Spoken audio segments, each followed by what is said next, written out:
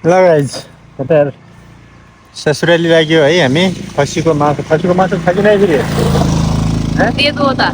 त्यो बेच्दैन होइन हिँड गर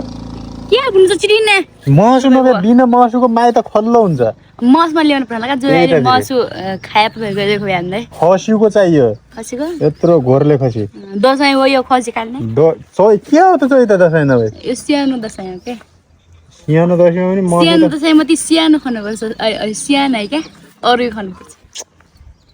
यो भाला साले हो भने म जन्न हिँड फर्किजाउँ कहाँ फर्किजाउँ हुन्छ क्या छिटो घोरले खसी हुनु तुरुन्त गइकिन खसीको मासु चाहियो भने फेरि तँ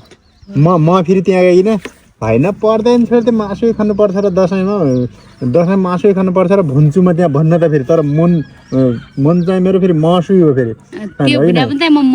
अब त्यो फेरि जहाँ गएर होइन मासु अब तैँले मासु ल्याउन त खसीको भनेर भन्नु पऱ्यो त्यहाँ म फेरि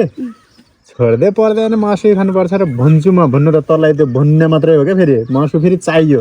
र बुझ्यो कि न ल गाइज हामी चाहिँ ससुराली जान लाग्यो है त